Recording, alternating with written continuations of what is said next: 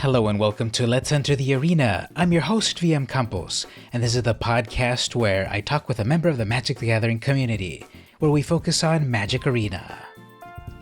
For the audio-only version of the podcast, head on over to your favorite podcast app, Spotify, Apple Podcasts, Google Play, SoundCloud, Stitcher, etc.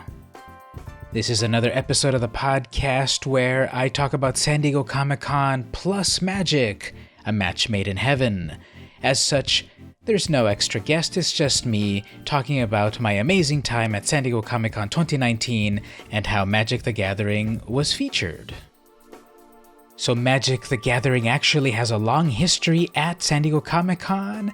They were there since basically 1994, having their own booth, being part of the Hasbro booth, etc., having games played there. I never took advantage of that, however, until 2018. After I got back into Magic in 2017, I looked out for it in 2018 at Comic-Con, and I was not disappointed. So in 2019, it was better than ever. Here's a recap of what I did. As you probably know, I do various videos on Magic on my YouTube channel. Some of my popular videos include the Welcome Deck unboxings. After I got back into Magic and I saw these newfangled things, Welcome Decks, I was intrigued by them, and I've been able to get one of each color. So in San Diego Comic-Con 2019, I went over to the play area and picked up one of each. There's an unboxing video related to that coming soon as of this podcast. Speaking of the Magic Play area, it was hosted by Cascade Games. They had a variety of judges and personnel running the event very, very well. Every day there were like a dozen events to participate in, ranging from modern and standard pre-constructed events to limited events, throwback events. People were playing Mirrodin and even Urza's Saga. And there was the Planeswalker League. For a $40 buy-in, you got a playmat, a Planeswalker deck, a life counter, a promo piece, and then the ability to play a variety of events. So I got one of those. The playmat was a Great Chandra Acolyte of Flame playmat. Really cool, very high quality. I picked up the Sorin Vampire Lord Mono Black deck. I thought it worked very well. It was actually one of the stronger ones, it seemed, that weekend. Just a lot of vampires synergizing very well with each other, life gain, and getting stronger and stronger. I got a Night Pack Ambusher as the promo card, beautiful alternate art, which I actually got signed. More on that later. I ended up playing 3 games one day, so that resulted in 60 tickets. Those tickets, then you can trade them for various boosters or other products, and I traded them for 2 Modern Horizons boosters. I also managed to get a bunch of the Core Set 2020 promo packs. These were boosters with 4 cards, with special versions of a variety of cards, rares, lands, etc. I ended up actually getting 5 of those. I've already cracked those packs and released the video. It's kind of a lot of amazing stuff. At that Magic Play area, I also played against cosplayer Air Bubbles. She was dressed up as an amazing Chandra cosplay. She was battling people all weekend long and giving out prizes for playing her. So I played her. She had, of course, her mono red deck. I had my Black Vampire deck. I couldn't quite pull it off, but for my hard work, I still earned 1 Core Set 2020 promo booster, and the rare coveted invitation to Throne of Eldraine.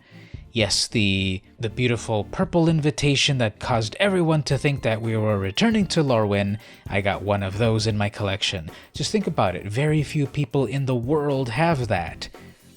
I ran into 3 friends from the card club that I'm a part of. Angie, Christian, and Chuck were there. I didn't get a chance to play against them, but hopefully they had good games. And Stevie Roeder, former guest of the podcast, didn't get a chance to catch up with him, but hopefully he also had some good times at Comic-Con. Speaking of Throne of Eldraine, I went to Mark Rosewater's panel at Comic-Con. I was there in Mark's announcement in a packed room. I had a terrible seat. I didn't think they managed that very well. They just stuck me in a place that was pretty bad. And I thought, well, I'm not going to be able to stream this. I was streaming a lot over that weekend. Periscope.tv/vmcampos if you want to see the replays. When Mark announced, "We want you to tweet this, we want you to stream this," I'm like, great, let me take out my camera and start streaming. So I streamed the event. It was amazing, even though I sat in a horrible place. I had 50 people watching my stream, and I was just so honored to be sharing that announcement with the rest of the Magic world. I saw all that great art of the new set, the Grimm's Fairy Tales meets Arthurian Legends concept, Mark very excited to announce so many great things, and the audience eating it up, being so grateful to see all that amazing stuff. And I think that's something to think about, that there's just a lot of vitriol and trolliness online because of the anonymous nature. People can more easily complain than compliment, but when you have a room full of hundreds of people enjoying Magic, every aspect of it, it reminds you that the community is great. Just ignore the haters and the petty voices. The fans of Magic are the ones that show up to these events, love what the company does, and wants more. Count me among them. So again, it was really cool to be in that event. People then asked questions. Again, all of that's on my stream. Just follow my link, periscope.tv/vmcampos to get a replay. It was a sort of, you had to be there. And I wish the quality was better. I wish I had gotten closer to the front and the speakers and such, but just enjoy the stream as it is. After that event, we stepped outside and Mark graciously signed people's cards. He ended up signing my Night Pack Ambusher promo card. Very nice of him. Who else was in attendance? Gavin Verhey. He took a seat and watched the event. Speaking of Gavin, the next day at the Magic Play area, I took a photo with him, really nice guy, and then I was bold enough to ask him, would you like to crack a pack of Core Set 2020 with me? And he did. He spent his time, which is almost about 15 minutes, opening the booster and telling me about each and every single card. We had a nice rapport on that, and it was really cool that he was able to give me his time to talk about the cards. I got a great sense of what he does at the company and why they make the cards that they do. So really cool. Check that out, my video on my YouTube, my Crack a Pack with Gavin Verhey.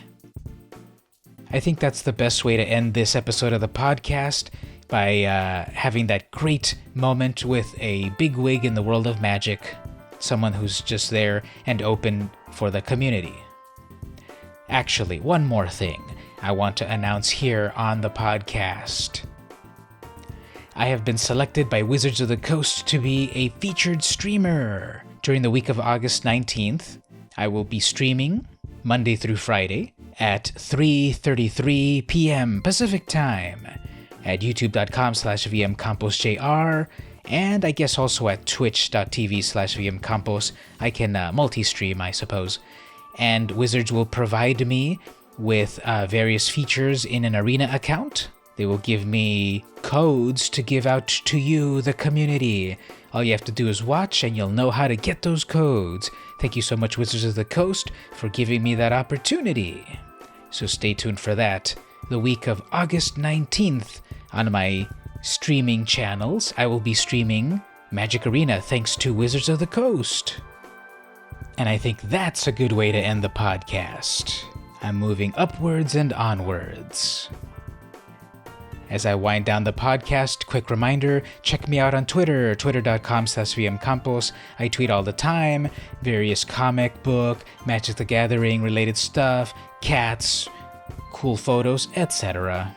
I'm on YouTube, youtube.com/vmcamposjr. I upload videos every single week about comics, magic, technology, snacks, etc.